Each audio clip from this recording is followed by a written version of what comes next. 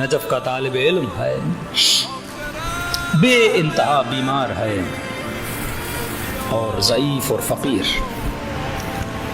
فقر بھی اللہ کا امتحان ہے اور امیری بھی اللہ کی امتحان ہے، کبھی دے کر آزماتا ہے، کبھی لے کر آزماتا ہے۔ کئی لوگ ہیں نا جو جوانی میں مر جاتے ہیں، معصوم کا فرمان ہے مرنے والا کبھی پچھتاتا نہیں ہے، پیچھے رہنے والے روتے ہیں کہ بیٹا جوان مر گیا، لیکن مصلحت الہی تھی کہ اللہ نے جوانی میں موت دی، شاید آگے جا کے وہ گناہ کرتا تو خدا نے جلدی موت دی۔ اور مرنے والا جب اس دنیا میں جاتا ہے، اس تصور کو کل بیان کروں گا، وہ خوش ہوتا ہے کہ اے کاش خدا تو نے مجھے پہلے مار دیا ہوتا، کیونکہ وہاں اتنی بڑی نعمتیں ہیں، بندہ دیکھ کر ان نعمتوں کو دیکھ کر کہتا ہے کاش میں پہلے آ جاتا وہاں۔ تو یہ جوان فقیر بھی ہے، بیمار بھی ہے، طالب علم بھی ہے، بے انتہا فقیر۔ بیماری کیا ہے؟ سینے میں کھانسی ہے، اتنا کھانستا تھا کہ منہ سے خون نکل آتا تھا، سالوں گزر گئے لیکن اس کی کھانسی ختم نہیں۔ جوان مدرسے سے نکلا، مولا کے حرم کی طرف بڑھنے لگا، جیسے حرم کی طرف جانے لگا، راستے میں اسے ایک عرب خاتون خوبصورت لڑکی نظر آئی۔ یہ مہذب تھا، متقی تھا، پرہیزگار تھا، جیسے نگاہ پڑی اس نے فوراً نگاہوں کو جھکایا، دیکھا ایک دکان ہے، دکان کے ساتھ ایک گھر ہے، وہ خاتون اس گھر کے اندر چلی گئی، سیدھا مولا کے حرم میں گیا کہ مولا جوان ہوں، شادی کی ضرورت ہے، بیمار بھی ہوں، فقیر بھی ہوں، مولا میری شادی کروا دیجیے۔ حرم سے باہر آیا، مسجد کے مولانا اپنا مدرسے کے مولانا کے پاس گیا اور کہنے لگا قبلہ میرا رشتہ لینے جائیے۔ کس کے پاس جاؤں؟ کہ وہ دکان ہے، اس کے ساتھ گھر ہے، جا کر پوچھئے کہ اگر وہ مجھے بیٹی دیتے ہیں تو میں لینا چاہتا ہوں۔ ان کے اساتذہ رشتہ لینے گئے، کس کے لیے چاہیے؟ کہ طالب علم ہے، کیا کرتا ہے؟ فقیر ہے، اتنا امیر تو نہیں ہے، غریب ہے۔ کہ ٹھیک ہے، ہم ایک ہفتے کے بعد آپ کو بتائیں گے کہ بیٹی کا رشتہ دینا ہے کہ نہیں دینا۔ ہفتہ گزرا، پھر پوچھنے گیا، کیا جواب آیا؟ اس کے باپ نے کہا میں بیٹی نہیں دوں گا۔ کا ریزن کا ایک تو یہ فقیر ہے، دوسرا یہ بیمار ہے۔ یہ معاشرے کا حال ہے کہ فقر کو دیکھ کر بیٹی نہیں دوں گا۔ اگر فقیری اور امیری معیار ہوتی تو رسول کبھی علی کو بیٹی نہ دیتے۔ معیار تقویٰ، معیار ان اکرمکم عند اللہ اتقاکم۔ جیسے اس نے سنا بندہ فقیر اور فقیری کا دکھ بھی، بیمار بیماری کا دکھ بھی، اوپر سے اور تکلیف آگے، مجھے کوئی بیٹی بھی نہیں دے رہا، بہت دکھی ہوا اور مولا کے حرم گیا اور کھونٹ کھونٹ کے رونے لگا، مولا بیمار بھی ہوں، شفا نہیں دیتے، فقیر ہوں، امیر نہیں بناتے، شادی کرنا چاہتا ہوں، کوئی بیٹی دینے کے لیے تیار نہیں ہے۔ بہت رویا، میں صحن میں بیٹھا تھا، ایک بندہ آیا دور سے، مجھے دیکھا، کہ جوان کیوں رو رہے ہو؟ کہ فقیر بھی ہوں، بیمار بھی ہوں اور کوئی مجھے رشتہ بھی نہیں دیتا۔ تو اس نے کہا گھبراتے کیوں؟ گھبرائیں وہ جن کے پاس ان کا مولا نہ ہو، جو لاوارث ہو وہ گھبرائے۔ جب تجھے یقین ہے تیرا امام ہے، یقین پہ تو مجلسیں ہونی چاہیے، یقین ہے کیا؟ ہاں یقین نہیں ہے، ہمارا ایمان ہے، یقین ابھی تک نہیں ہے۔ کہ جب یقین ہے کہ تیرا مولا ہے، کہ کیا کروں؟ کہ جوان، کہ تجھے نہیں پتا؟ استغاثہ کر۔ کیسے استغاثہ کروں؟ کہ مسجد کوفہ جا، 40 شب بدھ نماز استغاثہ امام زمانہ پڑھ۔ مولا کا فرمان ہے، میں اپنی زیارت کراتا ہوں، مشکلات اور مسائل کو حل کرتا ہوں، لیکن سوال یہ ہے کہ بندہ در پہ آئے نا، فقیر بن کے آئے، یقین سے دروازہ کھٹکھٹائے کہ کوئی اس گھر کے اندر ہے جو میرے اوپر دروازہ کھولے گا۔ ہم جب دعا بھی کرتے ہیں تو ڈبل مائنڈڈ، دعا کر لوں ہوگی نہیں ہوگی، اس نیت سے دعا کرو گے کبھی قبول نہیں ہوگی، لیکن نیت یہ ہوگی اس سے مانگ رہا ہوں جو کرنا چاہے، کن فیکون کہنے کی ضرورت ہے، وہ مجھے عطا کر سکتا ہے۔ کہتا میں مسجد کوفہ چلا گیا، 40 شب بدھ مسجد کوفہ گیا۔ جب آخری شب بدھ آئی، فقر نے اتنا مجھے فقیر کیا کہ اب کھانے کے لیے میرے پاس کچھ بھی نہیں تھا۔ روزہ رکھتا تھا، رات کو افطار کرتا تھا، اتنی فقیری، کچھ روٹی بھی نہیں تھی، کچھ بھی کھانے کے لیے نہیں تھا، جسم انتہائی ضعیف ہو چکا۔ اس رات بہت زیادہ ٹھنڈک اور سردی بھی تھی، بارش بھی ہو رہی تھی، کروں تو کیا کروں، جاؤں نہیں جاؤں؟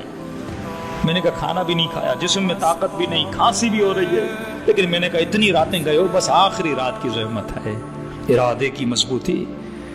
کہا کہ میں گیا مسجد کوفہ، اور جیسے مسجد کوفہ پہنچا، کھانے کے لیے کچھ بھی نہیں تھا، میں اپنے ساتھ قہوہ لے کر آیا تھا، اس کو گرم کر کے میں نے رکھا، اب میں نے سوچا اگر مسجد کوفہ کے بیچ میں بیٹھتا ہوں تو کھانسی ہوتی ہے، اور کھانسی ہوتی ہے منہ میں خون آتا ہے، خون کو نگل بھی نہیں سکتا اور مسجد کے صحن میں پھینک بھی نہیں سکتا، کروں تو کیا کروں؟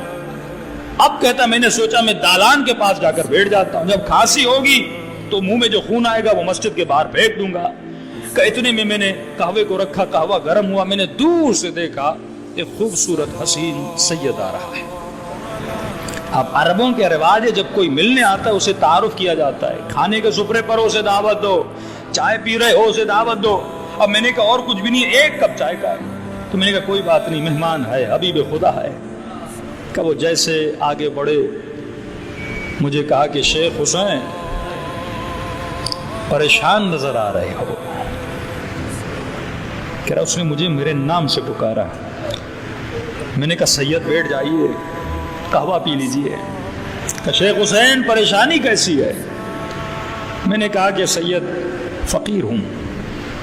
کہ شیخ حسین تمہارے حق میں یہی بہتری ہے کہ تو فقیر رہے، فقیری ہی تجھے میرا مطیع بنائے گی، امیری تیرے حق میں نہیں ہے۔ شیخ حسین بتا اور مسئلہ کیا ہے؟ کہا کہ سینے میں بڑی تکلیف ہے، کھانستا ہوں تو خون آتا ہے، اتنے سال گزر گئے، بیماری نے زندگی کو اجیر کر دیا ہے۔ کہ شیخ حسین کیا قہوہ نہیں پلاؤ گے؟ کہ ایک ہی کپ تھا، میں نے اس سید کو دیا، زیادہ نہیں، اس نے صرف اپنے ہونٹ لگائے اور مجھے ہاتھ میں قہوہ دیا۔ کہ قہوہ پی۔ کہ توجہ بالکل نہیں تھی، میں نے وہ قہوے کے 2 گھونٹ لیے، پیا، بس یہ کہہ کر وہ کھڑے ہوئے۔ میں نے کہا سید کہاں جا رہے ہو؟ کہا مسلم کے پاس جا رہا ہوں، 2 رکعت نماز پڑھوں گا۔ میں نے کہا سید میں بھی ساتھ چلوں گا۔ کہ چلو۔ کہ سید آگے آگے، میں پیچھے پیچھے۔ ایک مسجد کے بیچ میں وہ سید رک گئے۔ میں نے کہا سید رک کیوں گئے؟ کہا یہ مقام ابراہیم ہے، 2 رکعت نماز تحیت مسجد پڑھنا چاہتا ہوں۔ میں نے کہا آپ پڑھیے۔ کہا انہوں نے اللہ اکبر کیا، نماز شروع کی۔ میں نے کہا میں بھی پڑھتا ہوں۔ تو پہلے انہوں نے شروع کی، میں نے تھوڑی بعد میں شروع کی۔ اب جیسے میں نے نماز پڑھی، اب میں حالت قیام میں تھا، وہ رکوع میں چلے گئے کیونکہ مجھ سے پہلے شروع کی تھی۔ میں سوچنے لگا شیخ حسین یہ ہے کون جسے تیرے نام کا پتہ ہے، ہاں جس نے سب کچھ علم ہے، تجھ سے پوچھ بھی لیا۔ کہ اچانک ذہن میں خیال ہے شیخ حسین یہ وہی تو نہیں جس کا انتظار 40 ہفتوں سے کر رہے ہو، یہ وہی تو نہیں جس کی دیدار اور زیارت کے لیے تڑپتے رہے ہو 40 ہفتے۔ کہ یہ ذہن میں خیال آیا تو میں نے کہا اب جلدی نماز ختم کرو، کوئی ایسا نہ ہو نماز ختم کر کے چلے جائیں۔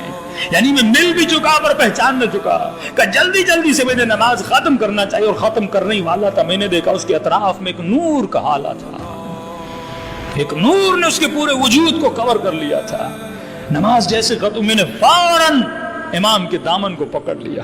میں نے کہا مولا بڑی مشکل سے زیارت ہوئی ہے، آپ نے وعدہ کیا تھا مسلم کی قبر کے پاس جائیں گے، وہاں تک میرے ساتھ چلنا ہے، پھر آپ جاتے ہیں تو چلے جائیں۔ کب وہ کھڑے ہوئے، یہ آگے آگے، میں ان کے پیچھے پیچھے تھا۔ جیسے مسلم کی قبر پہ پہنچے، تھوڑی دیر وہ وہاں کھڑے رہے، اس کے بعد میرے مولا مجھے نظر نہیں آئے۔ شیخ حسین کہتا ہے روتا ہوا گڑ گڑاتا ہوا مدرسے تک آیا۔